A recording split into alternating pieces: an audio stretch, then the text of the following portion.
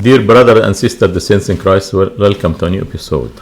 By the way, in the last episode, I forgot to tell you, the episode of Tobit, I forgot to tell you that the angel that was lying, according to the Book of Tobit, is Archangel Raphael. We're still in the series of the Apocrypha Books. We are going now to study the Book of Judith. It will be 2 episodes because the amount of troubles in this book is massive, even more than the Book of Tobit. Just would like to remind you that the Book of Judith, according to Saint Athanasius the Great, is not included in the canonical books, but in the non-canonical books. Okay. Also, let's remember again that Father Tardross Yacoub, he assured that this particular book is not in the canonical books of the Jews, which is opposite to what Father Daoud Lamei said, and you can check this in episode number 128. Okay, we are going to cover now today, I think, 4 problems. Excuse me. The first problem is a person named Nabuchodonosor. In the Book of Judith, chapter 1, verse 5, it says, "Now in the 12th year of his reign, Nabuchodonosor, king of Assyrians, who reigned in Nineveh, the great city."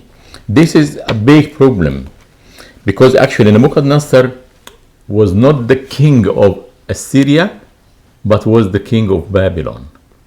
All right?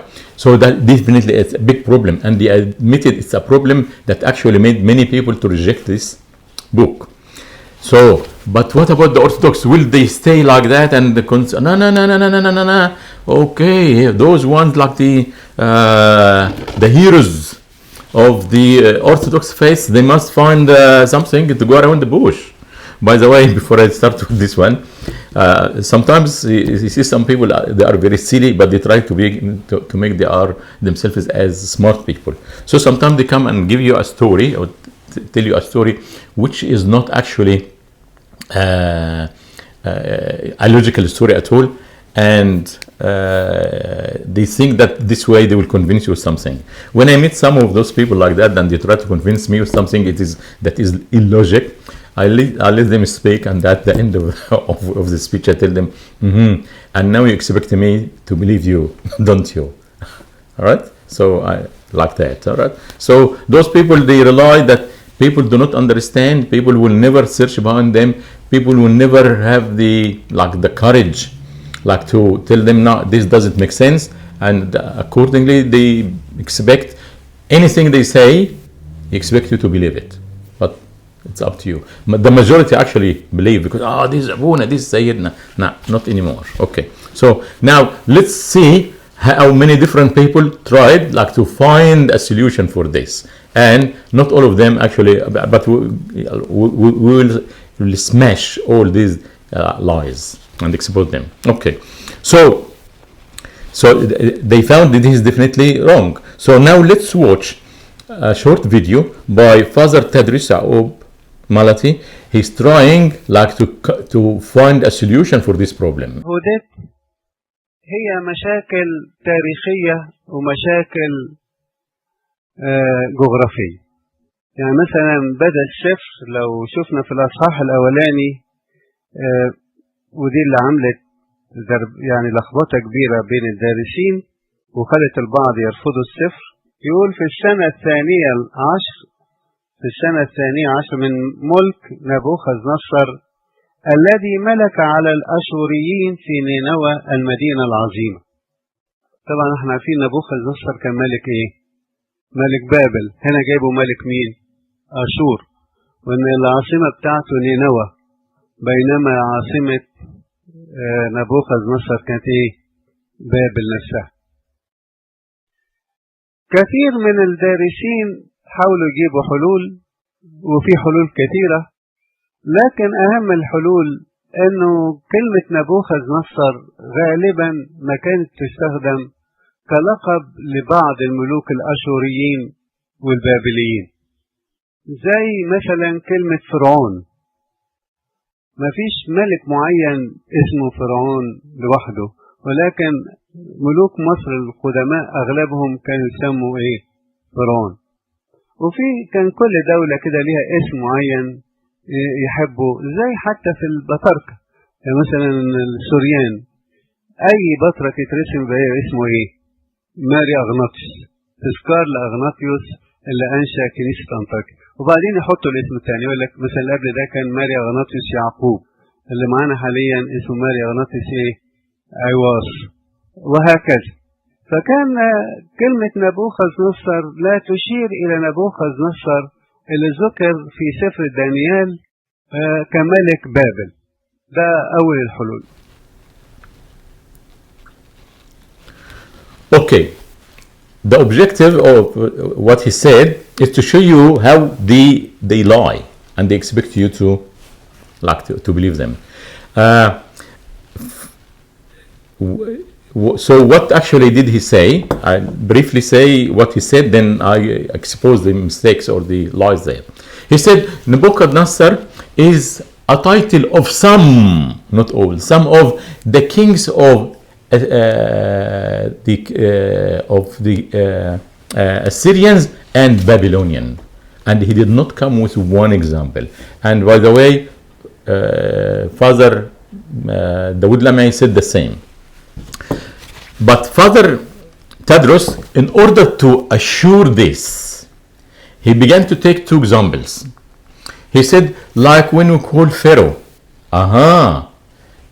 but Pharaoh, when it is mentioned in the Bible, Pharaoh of Egypt, it was consistent all the time. It is mentioned the Pharaoh of Egypt, without any names, except only one person was named Nahu. But with Nabuchodonosor, we never mentioned except only for one person, and it is not a title; it is a name. He is trying to say it's a title. So he tried to do it like that. Number two. In the Assyrian church at the moment, the names of the patriarchs normally started with Mar Agnatius. I said it is the same, like the Assyrian, the title is Mar Agnatius, but he is not actually saying the truth at all, because normally they say it's Mar Agnatius, and after this title, they say the real name of the patriarch. Like Mar Agnatius Zakka, Mar Agnatius Yacoub or Jacob, or Mar Agnatius Iwas. So what he said is not applied, so he's lying. That's it. So let me expose this now quickly. So first of all, he said it is a title of some of the Assyrian and the Babylonian. Wrong. And by the way, he did not come with even one example. This means what? He is lying to you and expecting you to say, like that. And we exposed this, and now at the end of the clip, he was saying, this is a solution, and he began to bring more solution. So when we find like we have a problem like that in the Bible, so the problem is it is definitely wrong, and the book is wrong, and they should put it in the bin. But they say they cannot because they believe in it, and now we have to defend it by all means. All right.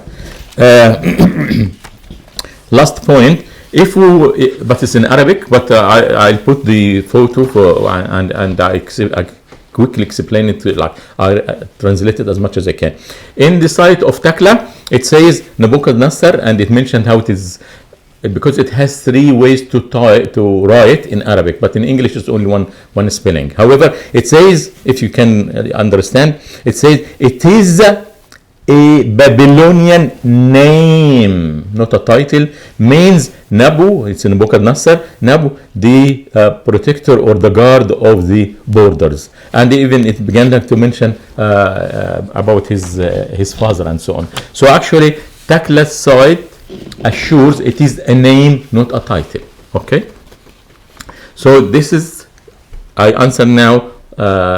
You can say both Father Tardross and Father Daoud Lamei. But Father Tardross actually brought many examples, but we can say it is wrong. Definitely, he's lying.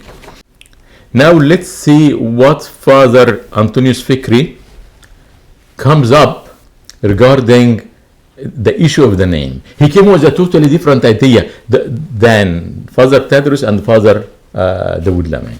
So what did he say? In the Bible itself, you know that Sennacherib, the king of Ashur or Assyria, he actually surrounded or put Jerusalem under siege. But what happened? That was during the time of Hezekiah, I would say the good king or the pious king.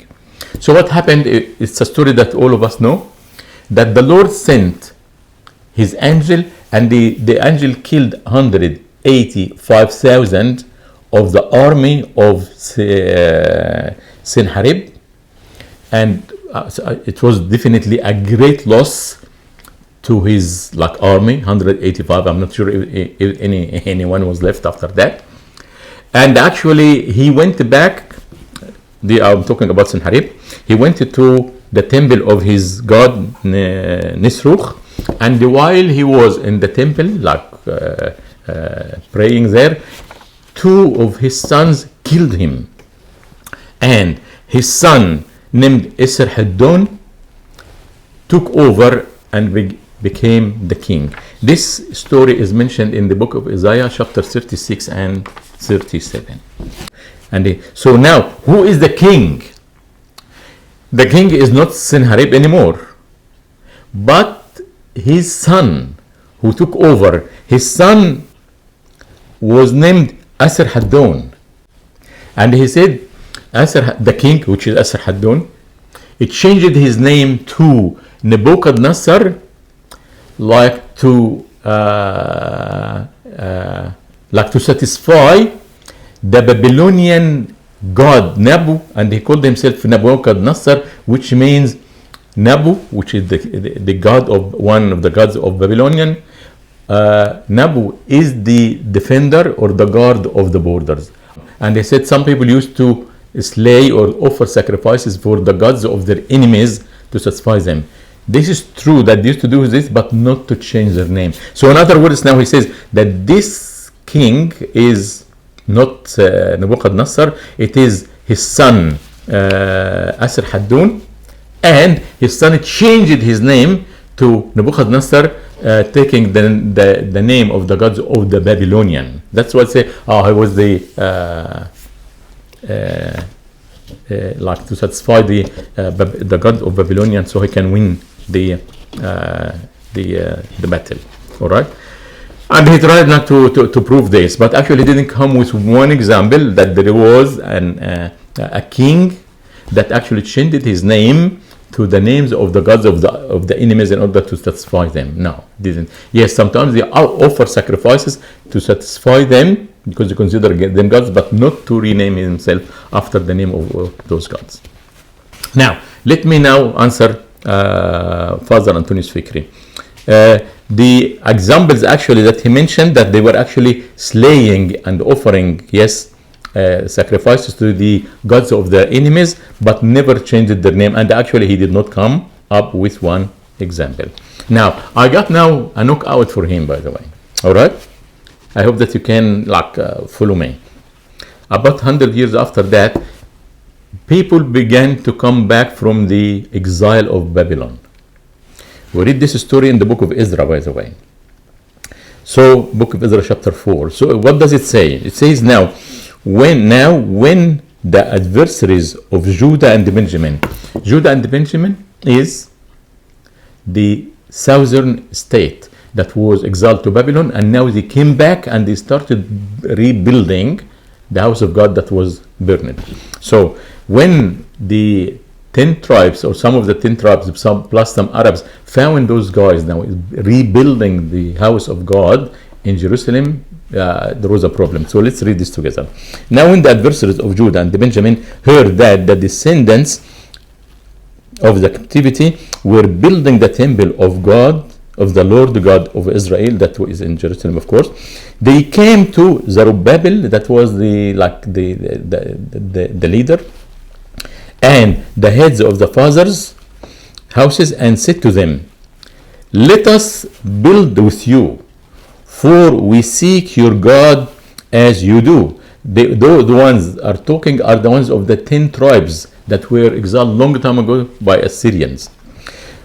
And we have sacrificed to him since the days of Esarhaddon, king of Assyria. Aha! But they did not say Nabuchodonosor, the king of Assyria. Now we understand? In Arabic there is a problem, but I did a research, but this problem is not in English. However, it is in the result is the same. The word Nabuchodonosor was mentioned in the Bible 47 times, all of them pointing to only the same person at all times. So it is not a title, and it was not for more than one person. No, it is only for one person. All right. Now we come to the conclusion out of what we have read so far, that Nabuchodonosor is not a title, but is a name of a very specific person, mentioned 47 times, pointing to the same person all the time. So all these guys that are lying and exhibit to you to believe them. All right. Now let's come to the second point in this episode, which is the contradictions in Judith's genealogy or lineage.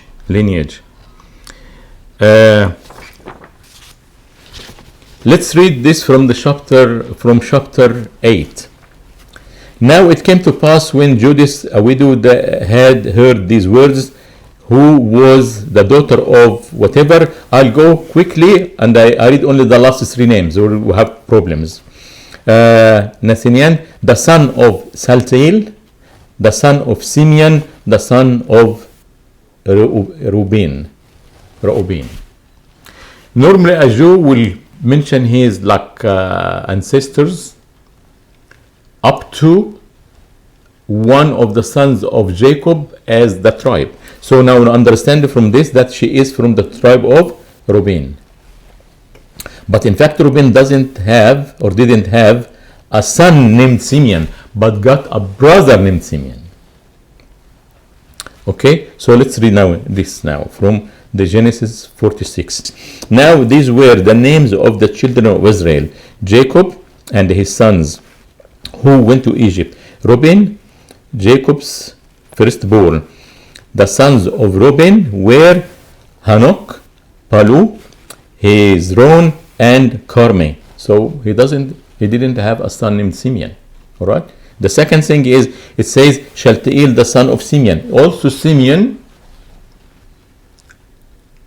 the brother of Reuben, who is also, there is a tribe named after him, did not have a son named Shaltiel. Again, from the book of Genesis 46.